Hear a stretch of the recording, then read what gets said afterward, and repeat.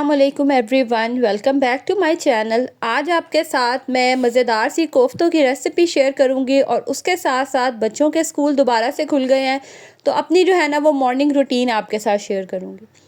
ऐसा है कि अब सुबह की नमाज़ पढ़ने के बाद थोड़ा सा ही टाइम होता है कि बच्चों की जो है ना वो स्कूल की तैयारी करनी होती है, तो इस टाइमिंग में ना अब मैं सोती नहीं हूँ।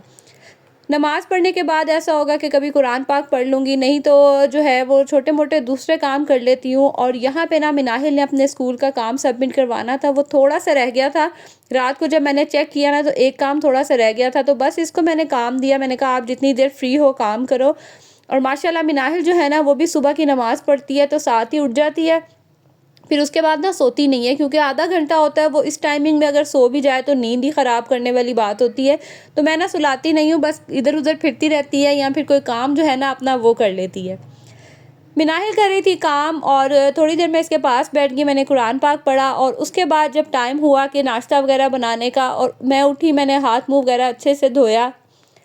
अच्छा, सुबह ना उठ के मैं फ़ौरन वज़ू करती हूँ। मैं मतलब लाइक फ़ेस वॉश वग़ैरह नहीं अप्लाई करती हूँ, नमाज़ पढ़ लेती हूँ। उसके बाद जो है ना फिर जब मैं ये नाश्ता वग़ैरह बनाने लगती हूँ ना, फिर मैं थोड़ी फ्रेश होती हूँ ताकि मुझे होश आए और सही से जो है ना वो दिन का आगाज़ हो। वैसे आगाज़ तो नमाज़ से ही होता है, करना तो उस टाइम ही चाहिए, लेकिन उस टाइम बस फटाफट जो है ना मैं वज़ू करने के बाद नमाज़ पढ़ती हूँ।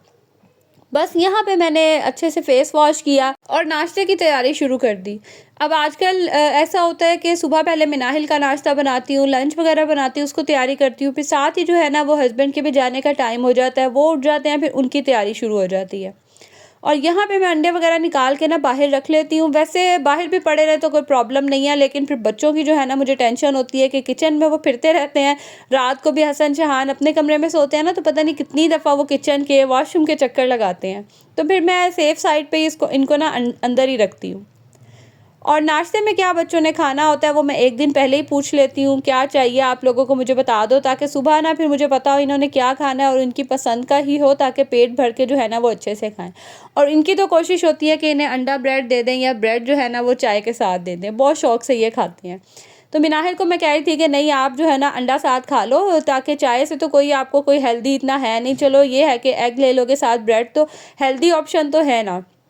तो बस यहाँ पे उसके लिए मैंने नाश्ता वग़ैरह बनाया और साथ ही फिर उसको तैयारी भी करवा देती हूँ, यूनिफ़ॉर्म वग़ैरह उसको निकाल के देती हूँ। लेकिन अब माशाल्लाह बड़ी हो गई है ना, तो ख़ुद पहन लेती है, कपड़े वग़ैरह चेंज कर लेती है, मुझे अब इतनी टेंशन नहीं होती है।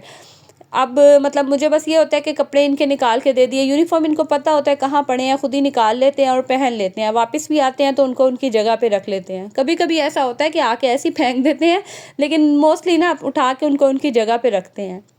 लंच में आज मिनाहिल ने ये चॉकलेट स्प्रेड लगा के लेके जाना था, तो बस इसको मैंने ये चॉकलेट स्प्रेड लगा के दे दिया और साथ मैंने इसके लिए कुछ कैरेट्स कट कर दी थी।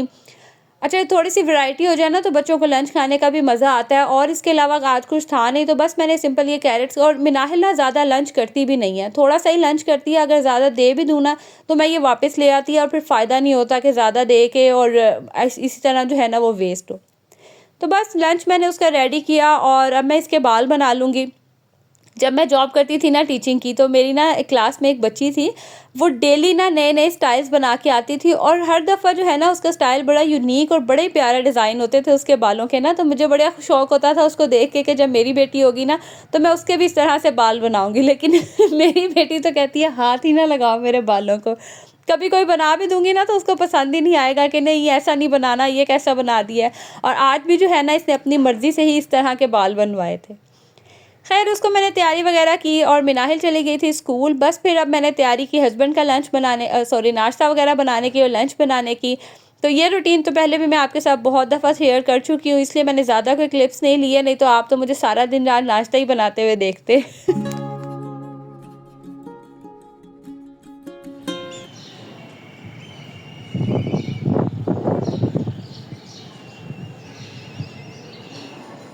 कभी-कभी ऐसा होता है ना कि आपका दिन जल्दी शुरू हो जाता है और आपके पास ना काम भी बहुत ज़्यादा होते हैं करने के लिए। आज मैंने कपड़े कपड़े धोने थे और कपड़ों का आप लोड चेक करें, ये मिनाहिल और मुस्तफ़ा के कपड़े हैं। ऊपर जो आपको दीवार पे नज़र आ रहे हैं हसन शहान के, और वो जो रूम में आपको नज़र आ रहे हैं ना, वो मेरे और मेरे हस्बैंड के कपड़े हैं। आज मुझे कपड़े धोते-धोते तकरीबन 3 घंटे से ज़्यादा का ही टाइम हो गया था, और उसके बाद सिर्फ़ धोने नहीं होते हैं, बाद में दूसरे काम भी होते हैं जो साथ-साथ चल रहे होते हैं। तो व्लॉग वगैरह बन तो जाता है, लेकिन यकीन करें उसका एडिट करना और उसका वॉइस ओवर करना ना फिर बहुत मुश्किल हो जाता है, और इसी वजह से ना मेरे व्लॉग लेट हो जाते हैं।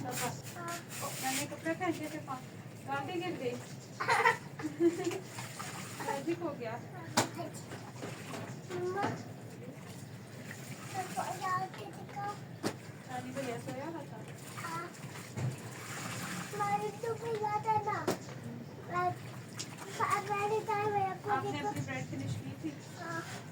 क्या होता है?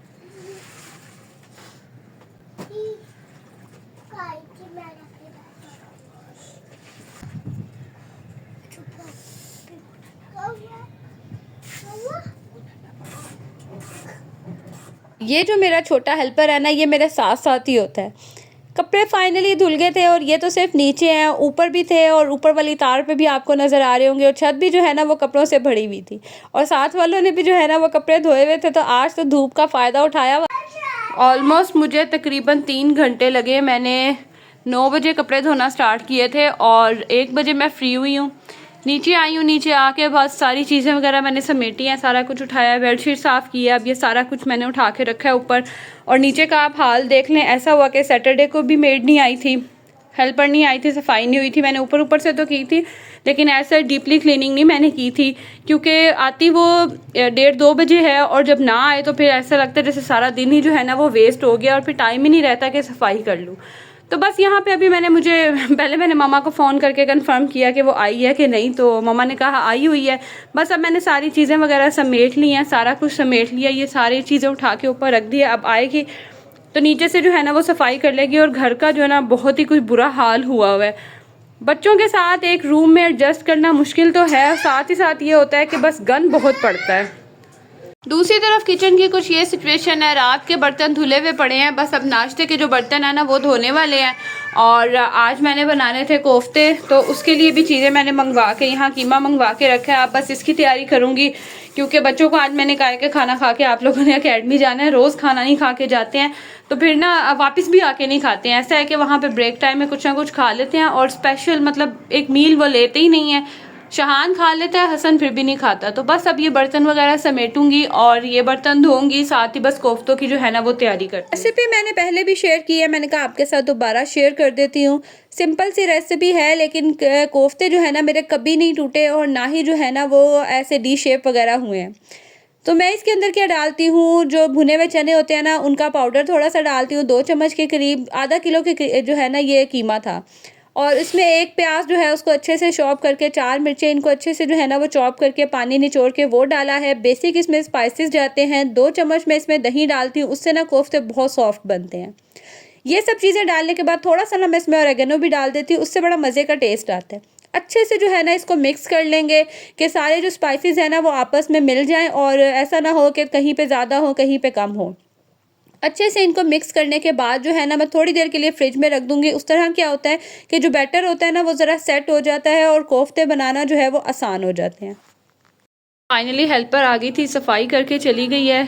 रूम वगैरह मैंने सारा क्लीन कर लिया है, चीज़ें वगैरह जो उठाई थी उनको उनकी जगह पे रख दिया है। डे बेड की भी चादर वगैरह मैंने चेंज कर दी, और ये मेरे छोटा नवाब सो गया, पता नहीं किस टाइम का सो गया अब चलो ये है कि इस टाइम सो जाएगा ना, टाइम से उठेगा फिर रात को जल्दी सो जाएगा, क्योंकि अब बच्चों के स्कूल खुल गए हैं, स्कूल जाना होता है, तो फिर बड़ी प्रॉब्लम होती है। ये रात को अगर शाम में सो जाए ना, फिर रात को ये बड़ी लेट सोता है, और फिर सुबह उठा भी नहीं जाता।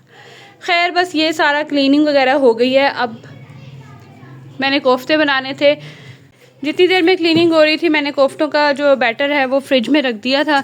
बस अब ये निकालूंगी और कोफ्ते जो है वो बना के रेडी करती हूँ, और फटाफट से सालन जो है वो रेडी करती हूँ। ऑलमोस्ट 3 बजने लगे हैं, और बच्चों ने आज खाना खा के जाना है, और 4 बजे जो है बच्चे जाते हैं, तो 1 घंटा 1 घंटे में बस फटाफट से तैयारी करती हूँ और खाना वगैरह जो है ना वो रेडी करती हूँ।